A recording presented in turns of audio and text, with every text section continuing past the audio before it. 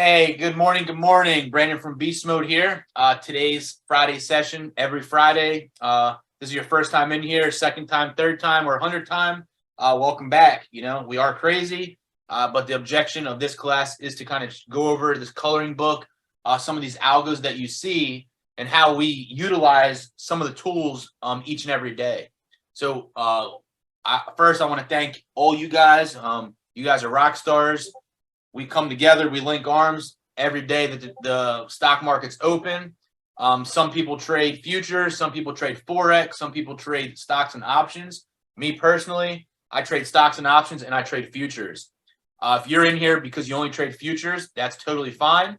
When I take age signal on this SPY chart, it is the same exact thing as taking /ES on the futures. So what I like to do is I like to double dip, right? We'll elaborate on that. So if I take a trade on something and like for instance, we took a algo buy on SPY right, where was it? Right here. This chart is the same. If I can match it up right, this chart is exactly the same. So you see how we pop up here, we pop up here. The difference of this is one chart is futures, right? The futures instrument. And the next chart is SPY, so you can trade the shares or you can trade the stock option. So if we say SPY calls or SPY sells, you can take ES future buys and ES future sells. If you trade Forex, you can trade every Forex platform is different. Some of them is USA 500, some of them is S&P 500, some of them is USA 500. You just got to find out what future symbol mirrors the S&P 500, and you can take the same way. In the end, all the trades are identical. It's just how you leverage your money in each specific platform. So in the futures, if you took a buy here, you could have gotten in this trade at 40.45. It hit a high of 40.55.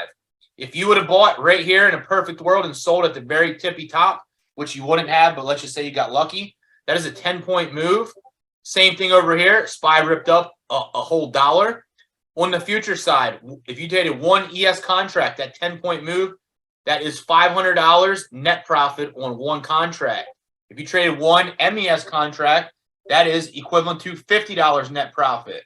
The difference of MES and ES, they're the same exact thing, but once again, it's about how you get paid. MES is 1/10 of one ES contract. Therefore, if you make $10 on ES, you're only making $1 on MES. In this example, if you make $500 on one ES contract, that same MES contract would only net you $50, right? The reason people trade MES, though, is because they might have smaller accounts. Some of the prop firms have tighter stops. So for me, I think I trade MESs, and I can make $50 to $100 pretty regularly each and every day. Now you put that in a couple different accounts. Now you're making $500 to $1,000 a day, right? That's freedom right there. Some people might be like, what's $25 or $50 a day? Hey, that's still good money. You know what I mean? In the beginning, for you new folks, really focus on the consistency and trading your plan, because you can make as much as you want down the road. But in the beginning, a common thing I get is, how much money can I make? I want to make this. I want to make $500 a day. Well, I just want to share with you, there's some days I don't make $500 in a day, and I've been trading for 6 years now. There's other days where I've already made $2,000 or $3,000 in one day. Over time, my goal is to average between $400 and $800 a trade. And when I take trades, I prefer to risk about anywhere. It fluctuates from about, my sweet spot's about $750, maybe to $1,500. That's the range that I like to risk. But I like to risk 1% or less than 1% of my account. So for me, I built my arsenal, my war chest up to give me the luxury. I can make a lot more money if I wanted to risk a lot more money. The problem is that everybody thinks about how much money they could make, but realistically, I'm a defensive trader. I always think about how much I'm going to lose in the trade. Even though my win rate is 80% or 75% on the day trades, I still want to know what I'm going to lose when I take a trade, and that's how I determine how much I'm willing to risk in that trade. So do not be an individual in the beginning, right? Because you're going to sell yourself short. It's going to stunt your growth, in my opinion. Don't be like, well, If Barbecue Bob's making 17,000, or what, last week or 2 weeks ago, I believe he made like $8,000 in a trade. He's been doing this for the same amount of time I have, right? In the beginning, we were not even getting close to anywhere near those numbers. So in the beginning, first week, 2 weeks, focus on making $25 to $50 a day consistently. Then you scale up, then you can focus on making $50 to $100 a day.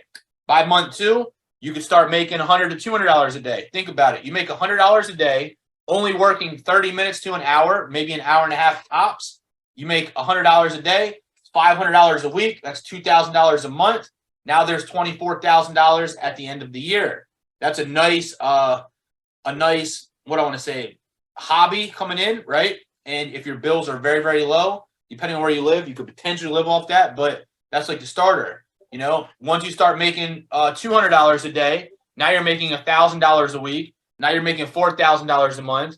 Now you're making $48,000 a year. Now you're in the average of what the average American through the United States is making per year. Once again, you might be like, well, $48,000 is not a lot in a year, but you also have to remember, if we're only working for a max of 2 hours a day, that is very strong. In the end, compounding, growing your account is what's going to get you to making those $500,000, $2,000 days. You're not going to come in here, especially with a small account, and start making that. I tried already and I lost money. So do not chase somebody else's green bag. Anyway, let's get ready to rock and roll here. First chart, we have SPY, right? We name everything for simplicity reasons. This first chart we call butter. We have 2 different techniques on this chart. First technique is our butter signals itself. You have 3 sets of rules. 1, 2, 3. First rule is your momentum shifts. Second rule are your arrows. And third rule is your line color. Momentum shifts are right here where number 1's at. Right here, you have these up arrows. When this blue is above the red, our momentum is to the upside. Second rule is our arrows. We're focusing on these red arrows and these blue arrows. Those are our arrows. Number three, I forgot to put 2 right here. Number 3 would be this line. If I zoom out and I auto zoom out, when we're down, you see how the line is red. When we start pushing up, the line turns blue.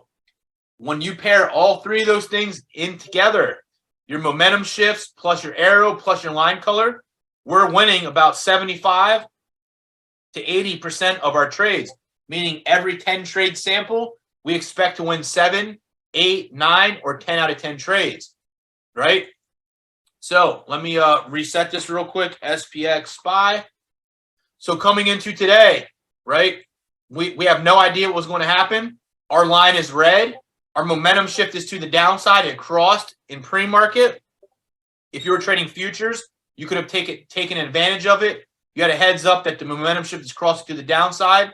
You might have put like a sell limit way down here to get you into a trade if you do that. If not, I'd like to wait for the move to come. Coming into the market, our momentum shift is down.